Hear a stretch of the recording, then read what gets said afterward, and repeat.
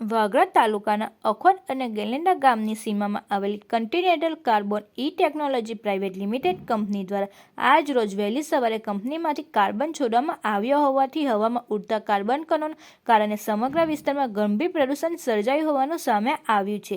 Carbon બ્લેકની ઝેરી ધૂળ ઘરો, પીવાના પાણી, કપડાં અને જાહેર સ્થળ પર ચોંટી હોવાના કારણે ગ્રામજનોના આરોગ્ય પર ગંભીર અસર પડી રહી છે. ખાસ કરીને અખોડ ગામની શાળામાં પરિસ્થિતિ વધુ ગંભીર બની છે.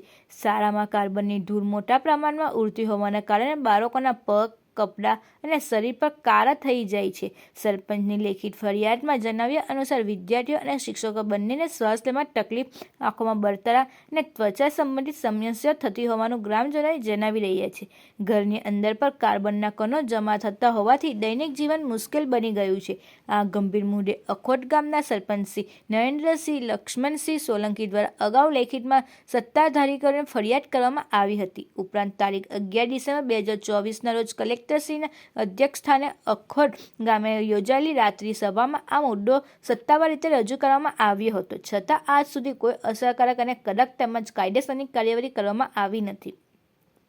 સરપંચ નરેન્દ્ર મોદી સોલંકીએ સ્પષ્ટ શબ્દમાં જણાવ્યું હતું કે લોકોના આરોગ્ય સાથે ખુલ્લામ છેડછાડ થતી હોવાના છતાં જો પ્રશાસન ચૂપ રહેશે તો ગામના લોકો મજબૂર બની ઉગ્ર આંદોલન અને ઉપવાસનો માર્ગ અપનાવશે.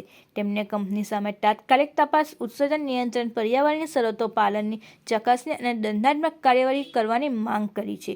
ગ્રામજનોને હવે સવાલ ઉઠાવી રહ્યા છે કે જો બાળકો અને સામાન્ય નાગરિકોના આરોગ્ય તેમજ પર્યાવરણ પર ગંભીર અસર પડી રહી છે તો જવાબદાર વિભાગો કેમ નિષ્ક્રિય છે.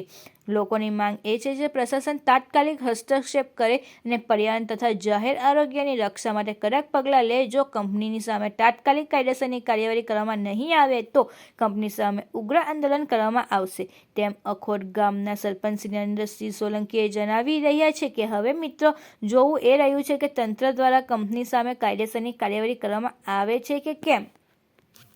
મારું નામ નરેન્દ્રસિંહ લક્ષ્મણસિંહ સોલંકી છે. અખોડ ગામ નજીક આવેલ કોન્ટિનેન્ટલ કાર્બનમાંથી વારંવાર કાર્બન છોડવામાં આવે છે. અગાઉ કલેક્ટરશ્રીની રાત્રિ સભામાં 11/12/2024ના રોજ રજૂઆત કરેલ, તેમ છતાં અત્યાર સુધી કોઈ કાર્યવાહી નહીં કરેલ. ત્યારબાદ 10/10/2025 વિકાસ સપ્તાહમાં આવેલ ટીડીઓ સાહેબની હાજરીમાં રજૂઆત કરેલ કે વારંવાર કાર્બન કંપની કાર્બન છોડે છે. અમારા ગામમાં ખૂબ મોટી પ્રમાણમાં કાર્બન આવે છે.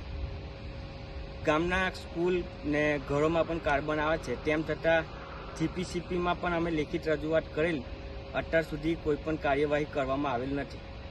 ત્યારબાદ આજે સવારે 7 વાગ્યાના સમયમાં ખૂબ મોટી પ્રમાણમાં કાર્બન લીકેજ થયેલ છે ને કાર્બન ખૂબ ઉડેલ છે. તેમ છતાં આજે જીપીસીપીમાં રજૂઆત કરેલ છે. આની ઉપર કાયદાકીય કાર્યવાહી કરવામાં આવે, નહીં તો અગાઉના દિવસોમાં ઉગ્ર આંદોલન કરી કંપની સામે ઉગ્ર આંદોલન કરવામાં આવશે. જય હિન્દ.